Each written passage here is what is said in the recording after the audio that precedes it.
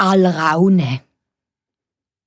Vor langer Zeit hat man einem Oberhalauer Mann ein Bündel Flachs für wenig Geld auf dem Markt angeboten.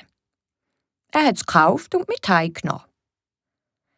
Als er aber das Bündel aufgemacht hat, ist ein kleines Kistchen zum Vorschein gekommen. Und im Kistchen drin ist eine hässliche, dicke Kratte auf einem Briefli gehockt.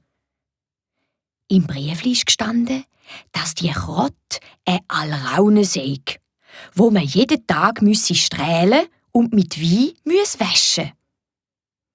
Dieser Kratte könne man Münzen unter das Füdli legen und am nächsten Tag würde doppelt so viel dort liegen.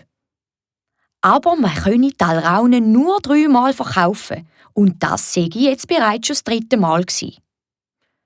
Da ist der Mann verschrocken und hat zu seinen Leuten gesagt: Mit dieser komischen Kratte will ich nichts zu tun haben. Ich will doch meine Seele und mein Seelenheil nicht verlieren.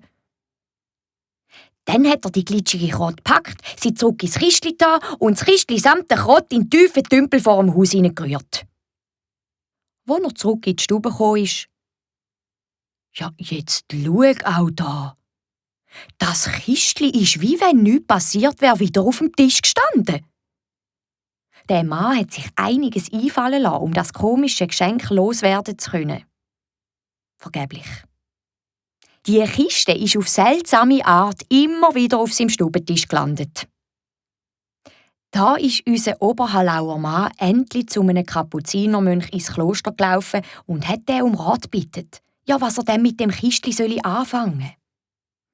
Der Mönch hat ihn gefragt, ob er denn schon mal eine Münze unter die Kratte gelegt hätte. Aber der Mann hat Nein gesagt. Ja, dann sei ihm noch zu helfen, hat der Mönch gemeint. Wenn er es nämlich mit den Münzen schon ausprobiert hätte, wäre er mit Leib und Seele verloren gewesen. Dann hat ihm der Mönch einen Rat gegeben. Du musst zur Nacht am 11 Uhr von dir daheim aufbrechen und die Alraune samt dem Kistchen zum Fluss Wuttach tragen. Punkt 12 Uhr, wenn die Kirchenglocke schlägt, stehst du aufs Brückli, drehst dich um und wirfst das ganze Kistchen rückwärts in den Fluss runter. Und nachher laufst du so schnell wie kannst heim.